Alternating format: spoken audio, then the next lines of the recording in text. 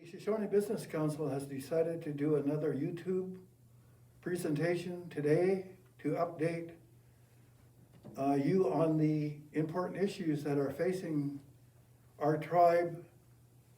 The first presentation we'll have will be from Dave Myers, Eastern Shoshone Health, and he'll update the present situation with COVID. Our second presenter will be Karen Snyder. She'll do a presentation on the vaccinations and a recent incentive that was approved by the Business Council. Our third presenter will be Mike Ute, and he's going to talk about oil and gas operations on the reservation.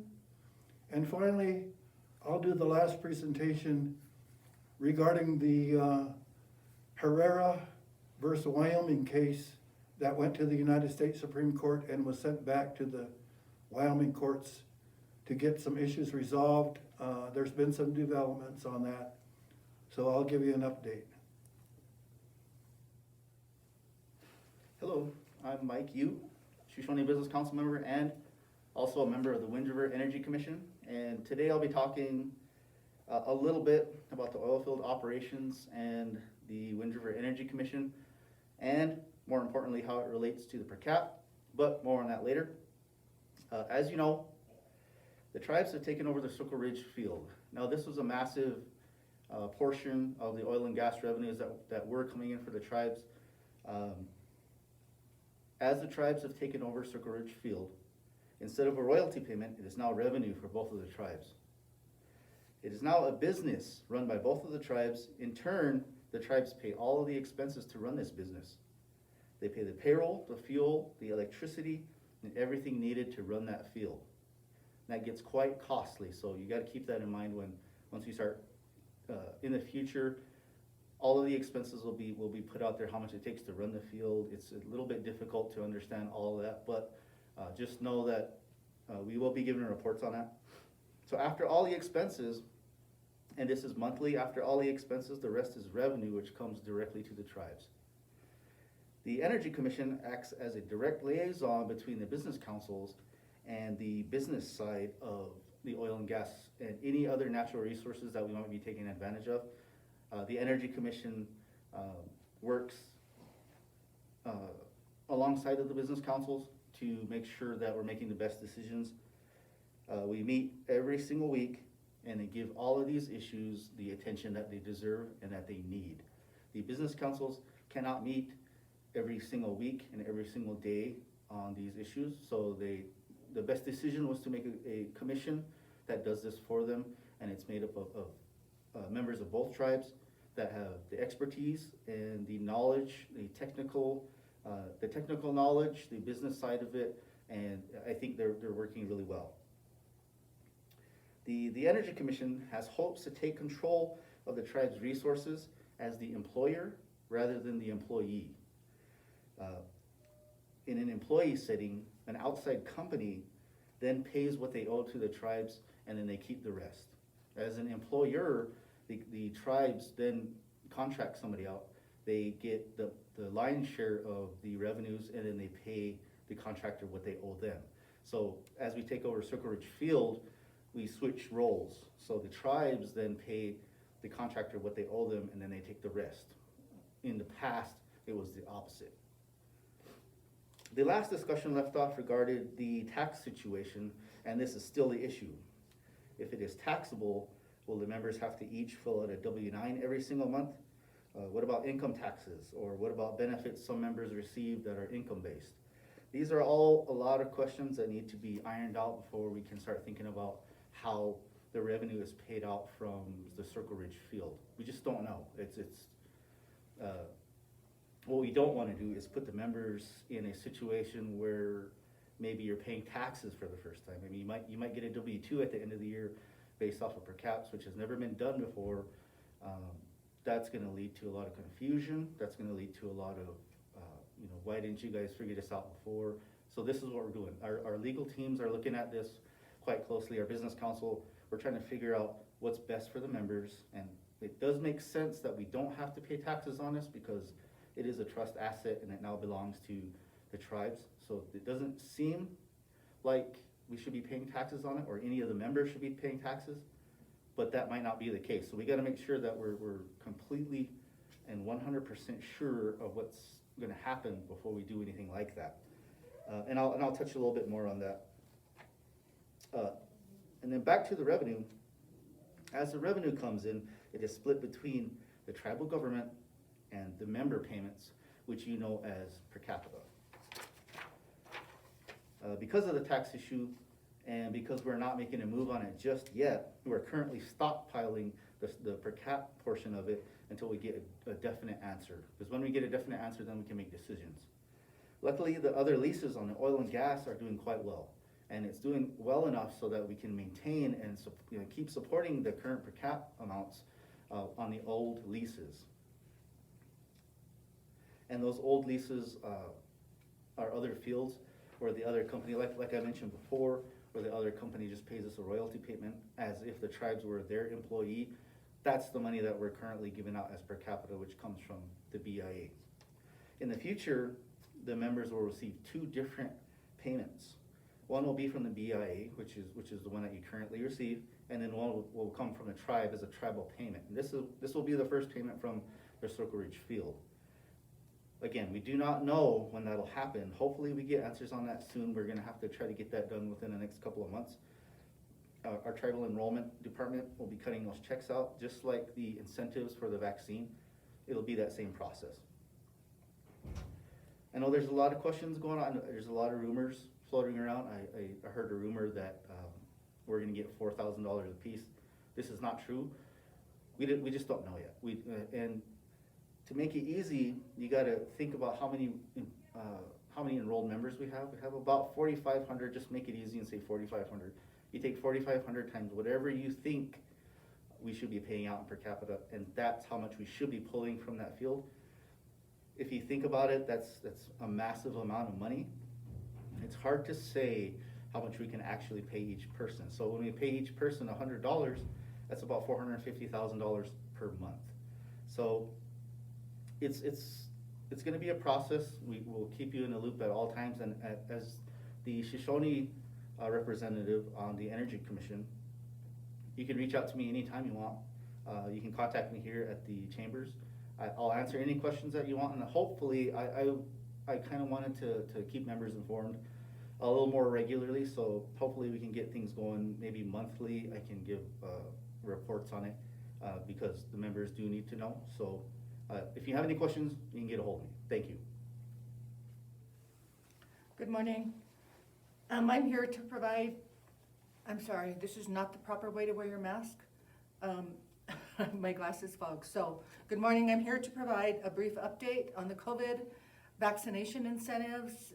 I'll just give you a little bit of history on, excuse me, what the tribe had authorized previously and what direction we're moving. Last year, we started providing incentives to tribal members who were fully vaccinated, and it was limited to those individuals 12 and over. And at the time, the vaccination for the younger children wasn't authorized, and that didn't start coming down the pike until November.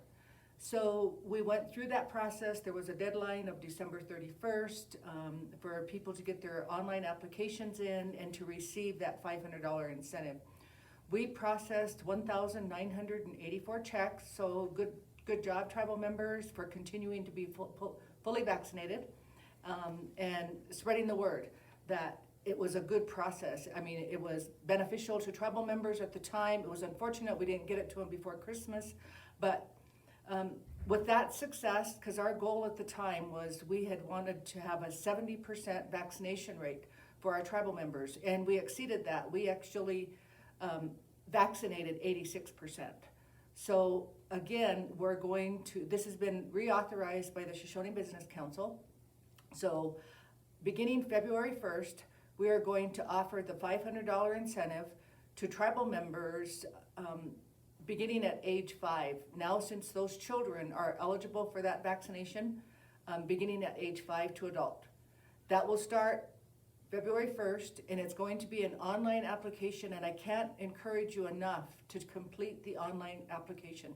This one is going to be a little bit simpler, a little bit more straightforward, And so hopefully it won't be so cumbersome to get that data uploaded and not require so much data. It's really important that we do get your vaccination card, but we have to encourage you to try to use the online application. As you just heard from our tribal health director, we're in a real crisis with our numbers being so high from Omicron.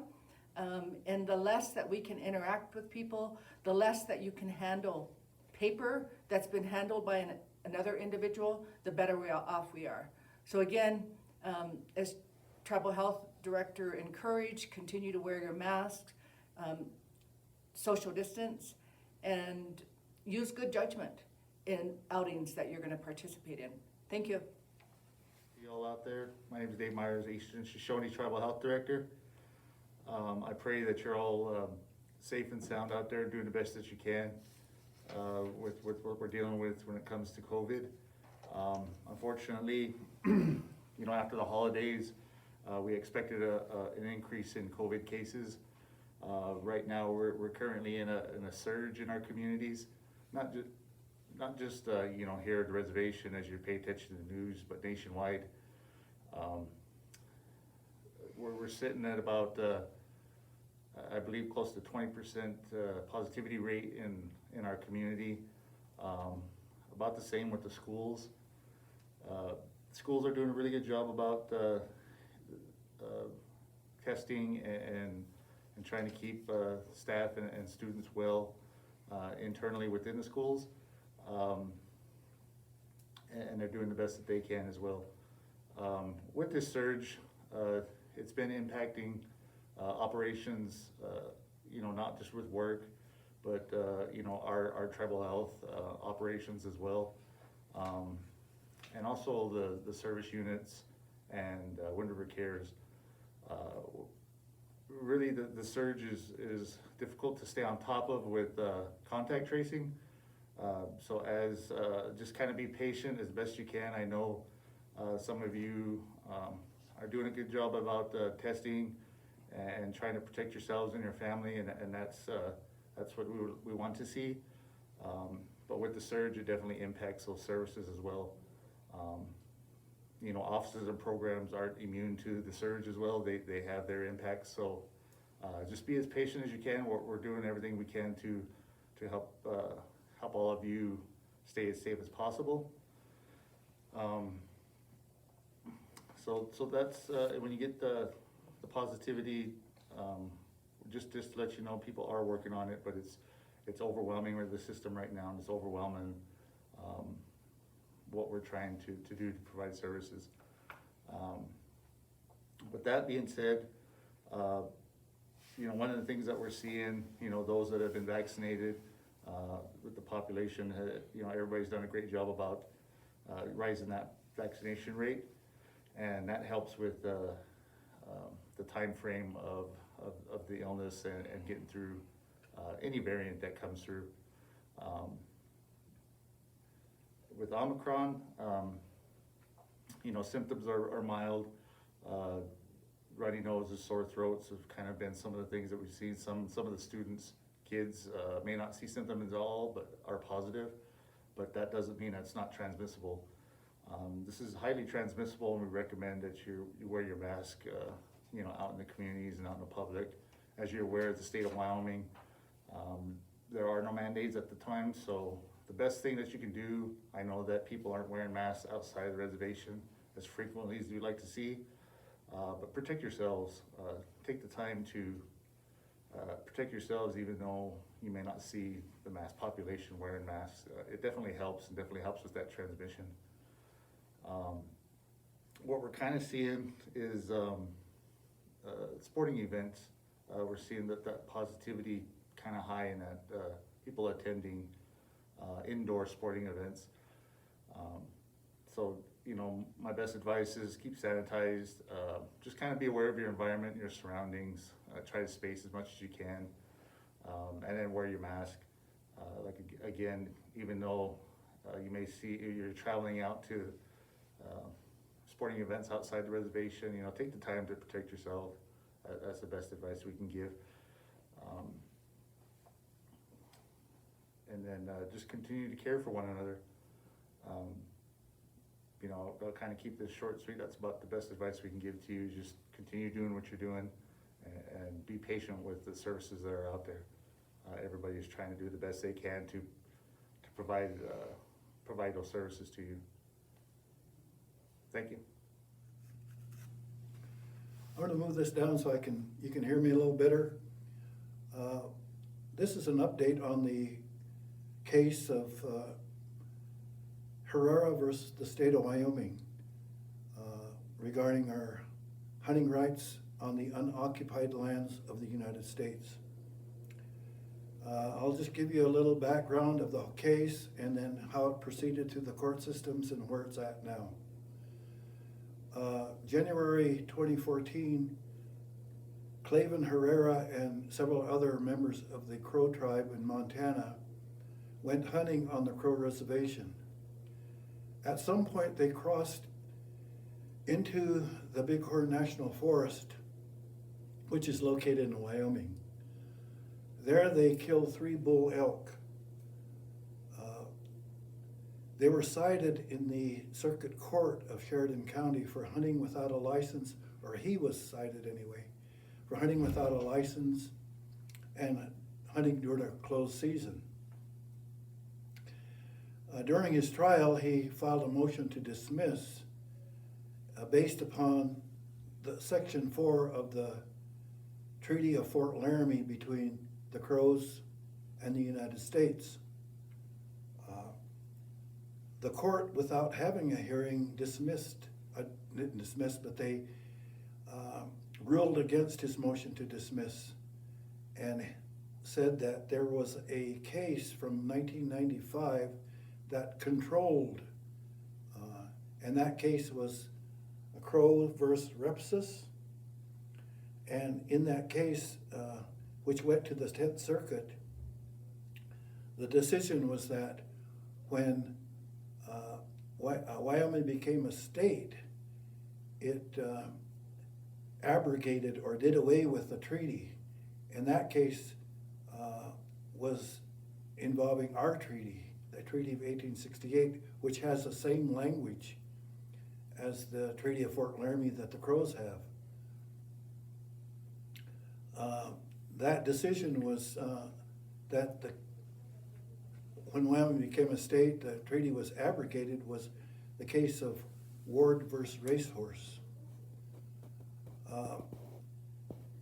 So without being able to use the treaty as a defense, Mr. Herrera was found guilty in a jury trial.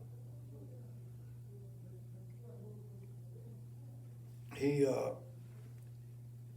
then went through the appeal system in the state, the district court and the state Supreme Court.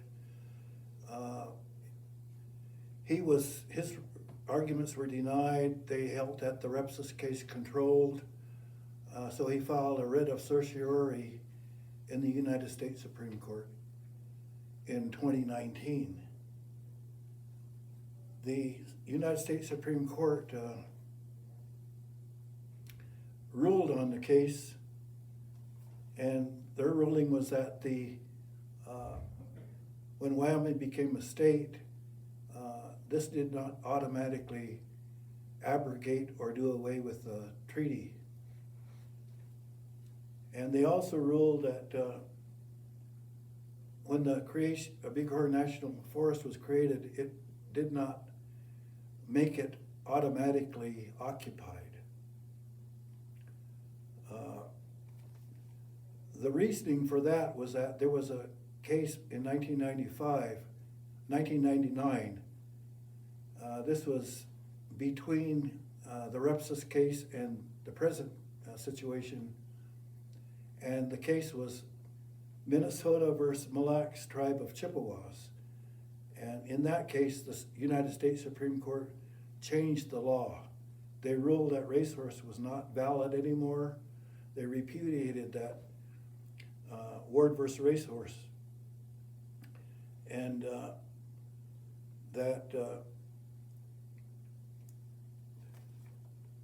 after the Supreme Court rulings in Herrera, the case was sent back to Wyoming to hear evidence on the issues of whether the site where the hunting occurred was occupied, and whether the regulations, the hunting regulations of Wyoming, met what is called the conservation necessity.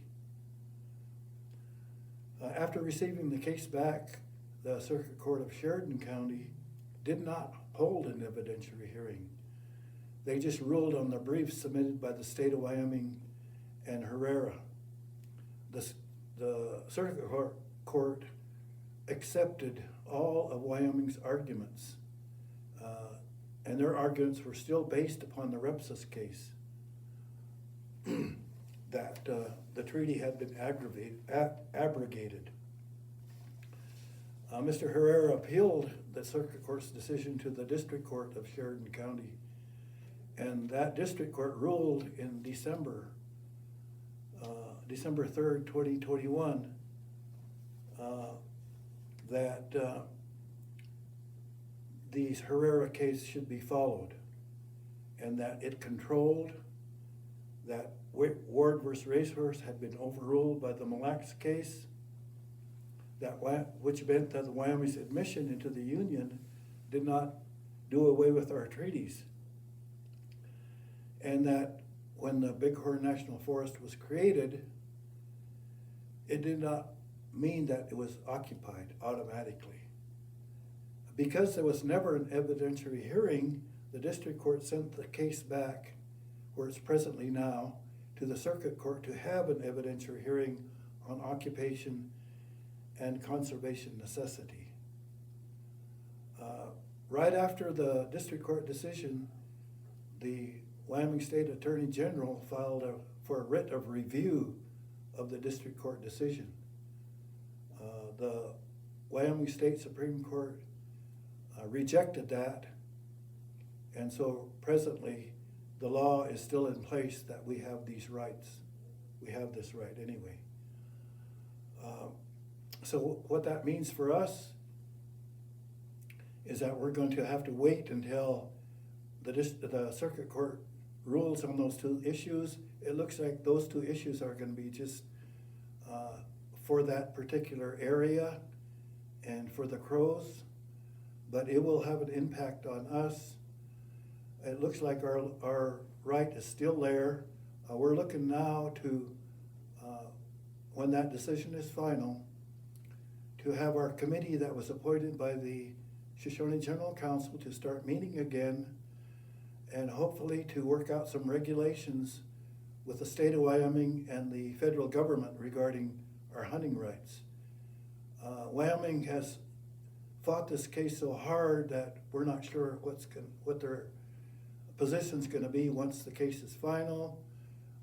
Should they not want to develop some regulations, that will mean that our hunters could just go unregulated and exercise our right, because our right will still be there. So that's my update. Thank you very much for listening to us today. I want to thank our other presenters, Dave Myers, Karen Snyder, and Mike Hute. Have a nice day and be safe.